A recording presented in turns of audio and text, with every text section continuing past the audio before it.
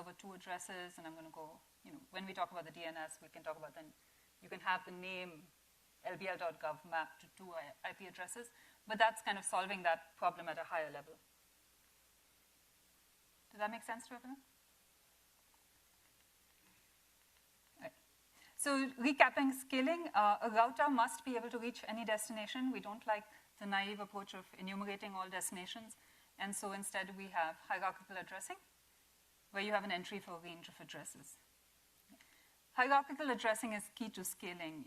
We talk about scalable routing, it's really the addressing that's making the routing scalable. So the key to why the internet is scalable has more to do with addressing than with routing per se. Okay. Any questions before we move on to policy?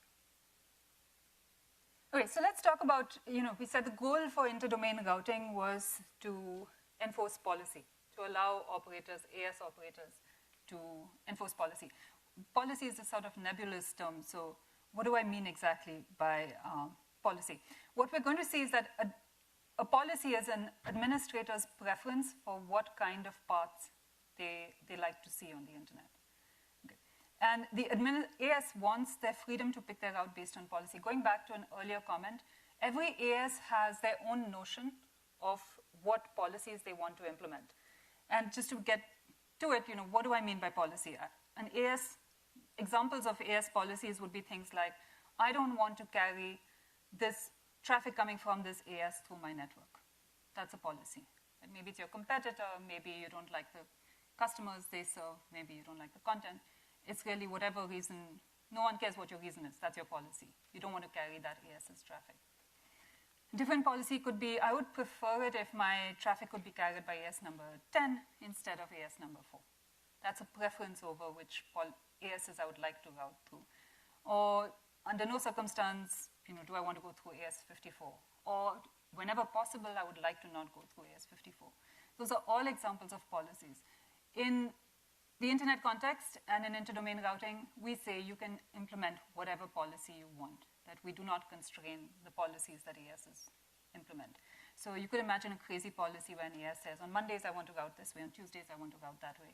That should be doable in an inter-domain routing solution. Okay. The thing to take away is none of this has to do with least cost paths. We're not talking about having one global metric and we want a least cost path based on that metric. That's just not what's driving route selection. Right. So if I said, everyone can do anything, it sounds like the Wild West, how do we ever make progress? We do talk about typical policies. Like, what are the typical policies that all ASs want to implement? And frankly, they make a lot of sense. They're just common sense that this is what ASs want to do. And they're basically two principles for typical policies.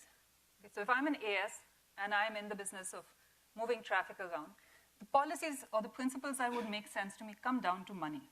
And the first one is that if you're an AS, you shouldn't accept, or you typically don't accept to carry traffic if you're not being paid. Why would I be investing in all that bandwidth and carrying traffic if no one's paying me for it? Does that make sense? So what that means really is if you go back to those business relationships of customer, provider, and peers, the only reason I would carry traffic is if it's going to or coming from a customer. Okay. One end of that traffic has to be to a customer, otherwise I'm not getting paid. Okay. So my principle that drives my policies is I'm not going to carry traffic unless I get paid, which means I'm only going to carry traffic if it comes from or goes to a customer. The second one is that when I send traffic, so the first principle was about when somebody sends me traffic and asks me to carry it, when am I going to say yes? The second one is when I choose to send traffic to someone else. In deciding where I send my traffic, I want to either make money or I want to save money. Okay. What this means in turn is I'm always going to prefer, ideally I would like to send traffic to a customer because they pay me for it. But if I can't send it to a customer, I'm going to prefer to send it to a peer, because at least that's free. And my last resort, the thing I will do only when I have no other choice, is I will send it to a provider. And again, this is all about where you send traffic. There was a question somewhere? No. Okay. Does that, yeah?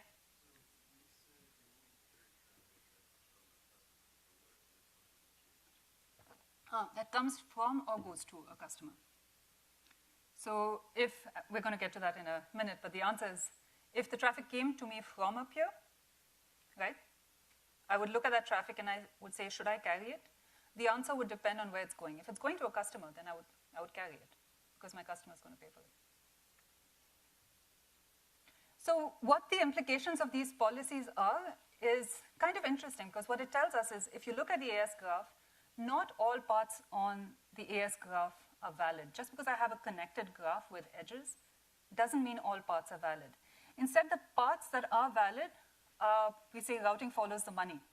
A path is valid if it makes sense in terms of how money flows along that path. Okay?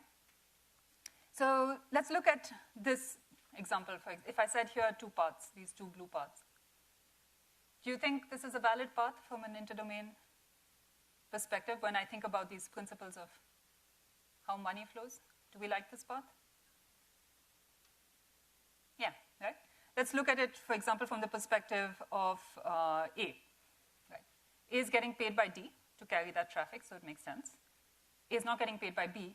It's carrying traffic between D and B, but that's fine because it's getting paid by D. The same is true for B. You could say, well, D is paying, but D has no choice.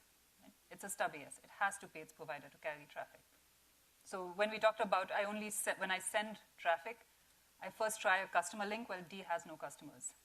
Then I try a peer link, well, D has no peers. So then I fall back to a provider link, D has a provider, so it's sending it to A.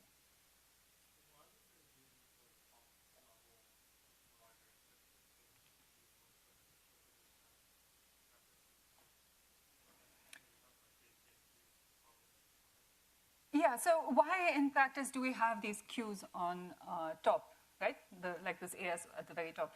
In this example, there's probably no good reason why you would want to have queue, but in general, the reason is because a smaller AS cannot peer with every other AS in the world. That's just, if you have an AS that covers, let's say, California, if that AS had to single-handedly connect you to every other AS in the world without one of these tier 1 ASs, they would have to have relationships with every AS in Africa, in Europe, in Asia, which that's just not what their business is, right? That's a physical link. So instead they say, I'm just going to go to AT&T, and AT&T has figured that out.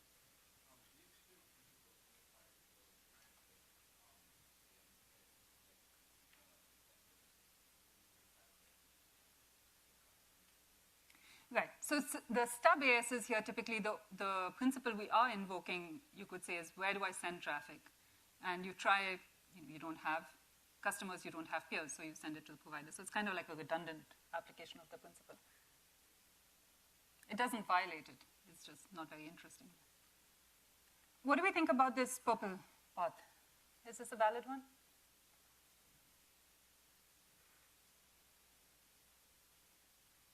Does routing follow the money here? Yeah, so everyone's saying no, right? And you see this by looking at ASB. ASB is carrying traffic between A to C, doesn't get paid by A, doesn't get paid by C. So why would you ever do that? Not a great idea, right? So traffic not allowed. This is pointing at a more general rule that ASs will provide transit between their customers. You're not going to provide transit where there isn't a customer on one end. And peers are not going to provide transit between other peers. So you're not going to have an AS that is taking traffic from one peer and sending it to another peer. Why would you do that? What do we think about this path?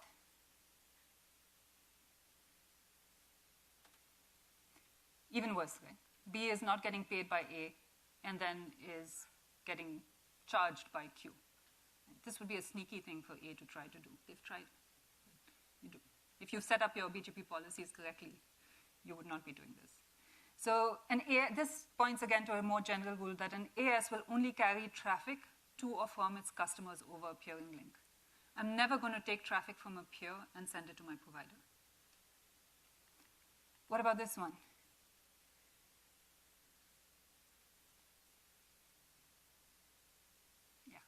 bad to worse, right? In this case, F is getting charged by A and charged by C. So this is effective. This is like AT&T sending their traffic to Berkeley and saying, hey, can you route it to Verizon? And then Berkeley gets charged twice. So we call this property, and we'll get back to it later, that routes are valley-free. You never go down the graph to a customer and then go back up. It just doesn't make sense. Okay, so hopefully now, when we talk about that administrative preferences or policy shape interdomain routing, I hope you understand what that means. Yeah? Okay. The key thing here now, we want ASs to have the freedom to pick these routes based on their policy. They have to be able to do this with two properties. One is autonomy, and the other one is privacy. So let's talk about what those mean. When I say ASs want autonomy, what I mean by that is that every AS should be able or have the freedom to pick its own policies. And it should be able to implement that policy without coordinating with any other AS. Okay.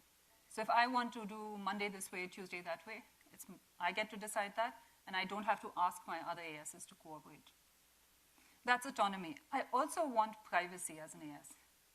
So ASs are very sensitive to things like telling the world about what their business relationships are. Sometimes they don't even like to talk about who their peers are or who their customers are. They certainly don't want to tell everyone what their policies are. And I have this sort of explicitly, they don't want to explicitly announce these choices to others. Why am I kind of saying explicitly? A bit of a weasel word there. Yep.